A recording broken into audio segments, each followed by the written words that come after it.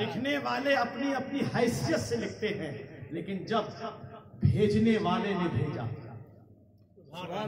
حکم دینے والے نے حکم دیا، رب نے کہا نبی پر درود پڑھو، رب کوئی عمل نہیں کرتا سوائے دو عمل کے، بے شک حق ہے، رب عمل سے پاک ہے، رب کوئی عمل نہیں کرتا۔ جو سب سے پہلا عمل تھا بشریت کے سامنے وہ سجدہ تعظیمی آدم کا سجدہ تھا۔ رب نے نبی کی تعظیم میں آدم کو سجدہ کرنے کے لیے فرشتوں سے کہا۔ جب اللہ نے فرشتوں کو حکم دیا، فرشتوں نے سجدہ کیا، لیکن کبھی توجہ کیا اس پہ کہ آدم کو سجدہ کب کیا فرشتوں نے؟ آدم کا پتلا تیار تھا، 40 کا فنڈامنٹل تھا، 40 سال مٹی کو گوندا گیا، اسے گلایا گیا، پھر سکھایا گیا، پھر اسے تیار کیا گیا، یہ 40 کا سسٹم چلتا رہا۔ لیکن جب آدم کا مجسمہ تیار تھا، آدم کے اندر اللہ نے روح ڈال دی تھی، بشریت کا وجود ہو چکا تھا، فرشتے آتے جاتے رہتے تھے، لیکن کسی نے سجدہ نہیں کیا تھا، کسی نے تعظیم نہیں کیا تھا۔ تعظیم کب کیا؟ سجدہ کب کیا؟ رب نے حکم بھی نہیں دیا تھا، لیکن جیسے ہی آدم تیار تھا، مجسمہ تیار تھا، روح ڈال دی گئی تھی، لیکن سجدے کا حکم نہیں تھا۔ جیسے ہی رب نے نور محمدی کو آدم کی پیشانی پہ رکھ دیا، فرشتوں کو حکم دیا اسجدوا لآدم، اے فرشتوں آدم کو سجدہ کرو۔ سبحان اللہ، سبحان اللہ، ماشاءاللہ، اللہ اور سجدہ کرایا۔ اے رب تو نے حکم دیا، تو نے کیوں نہیں کیا؟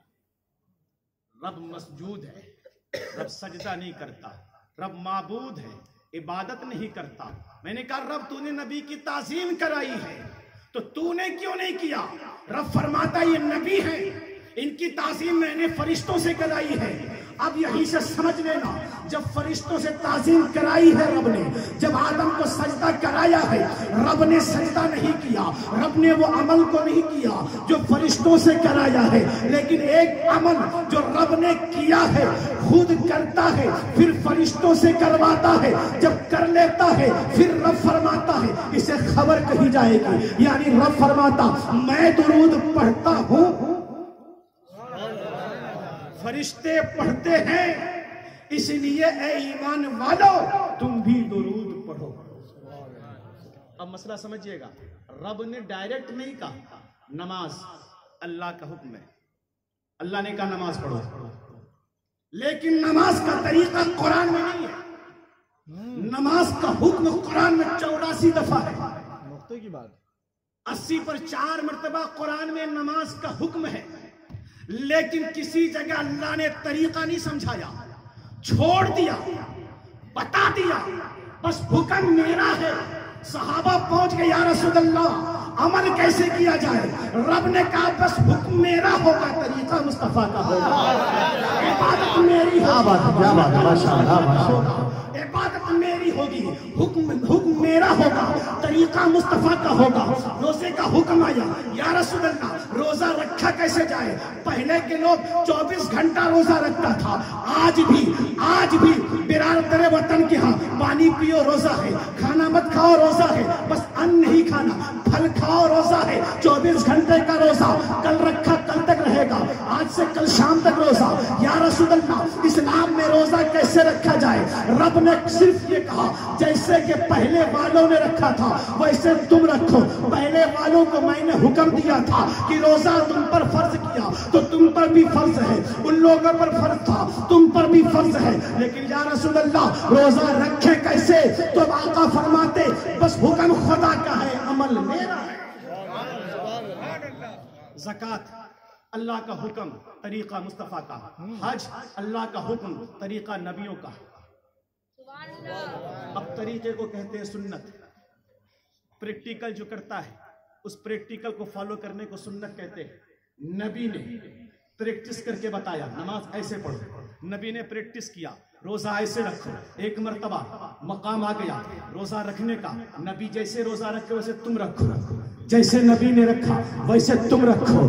مسئلہ آگے پھنس گیا. ایک مرتبہ نبی نے صوم وصال رکھ لیا. کیا بات ہے، کیا بات ہے. صوم وصال نبی نے رکھ لیا. شروع کر دیا. نہ سحری نہ افطاری، روزے پہ روزہ. ارے بولو نا، روزے پہ روزہ.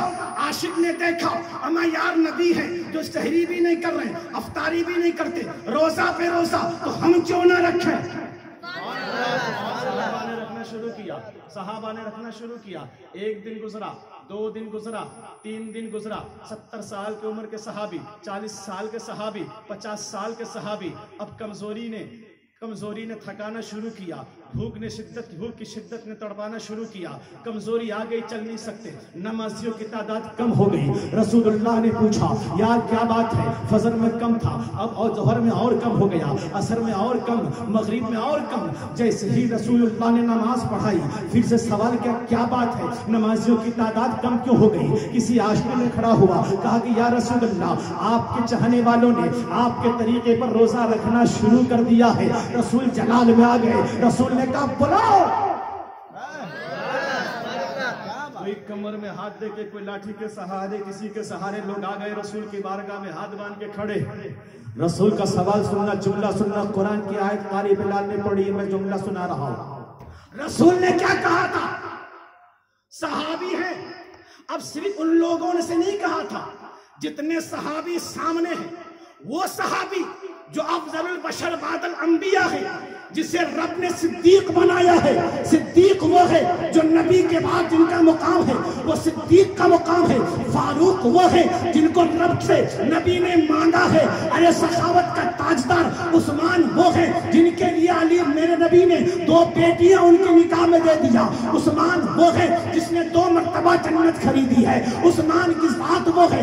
علی وہ ہے جو باب علم مدینۃ العلم ہے. علی داماد مصطفیٰ ہے. اما یار علی وہ ہے، شیر خدا ہے. اتنے بڑے بڑے صحابی سامنے ہیں. نبی نے کہا who are like you ایکم مثلی، تم میں کون ہے میری طرح؟ کیا بات ہے، بہت خوب. تم میں کون ہے، تم میں کون ہے میری طرح؟ اب جملہ دے رہا ہوں. رسول ہیں، صحابہ سامنے. رسول فرماتے تم میں کون ہے میری طرح؟ اب آپ قرآن میں اللہ نے کہا محبوب فرما دو قل انما انا بشر مثلکم. کن سے کہا؟ کہلوارا رسول سے. کہہ کس سے رہے؟ ابو جہل. سامنے کون ہے؟ ابو لہب، عتبہ، شیبہ، امیہ، کفار مکہ. یہ تمام لوگ ہیں مشرکین مکہ. رسول سے کہلوا رہا ہے اللہ محبوب کہہ دو ہم تمہاری طرح ہیں، ہم تمہاری طرح بشر ہیں. ادھر رسول صحابی سے کہے تم میں کون ہے میری طرح. اب اگر بڑا ہو کر کے چھوٹے سے کہے میں تمہاری طرح، ان کی خاکساری ہے. مولانا اسلم صاحب مجھے کہتے ہیں ہم تمہاری طرح، یہ ان کی خاکساری ہے. دل نواز قسم خدا کی مر کر مٹی ہو جائے گا، کبھی طاقت نہیں ہوگی یہ جملہ کہہ سکے مولانا میں آپ کی طرح. بہت خوب، بہت پوائنٹ کی بات ہے، ماشاءاللہ، بہت خوب. مولانا میں آپ کی طرح کبھی نہیں ہو سکتا. اب بتانا ان لوگوں سے کہنا جو یہ کہتے نبی ہماری طرح، نبی ہماری طرح. نبی نے کہا تھا، ہاں کہا تھا، قرآن میں ہے کہ میں تمہاری طرح. سامنے کون تھا؟ سامعین کون تھے؟ وہ ابو جہل. اب فیصلہ کرنا کیا نبی ابو جہل کی طرح ہے؟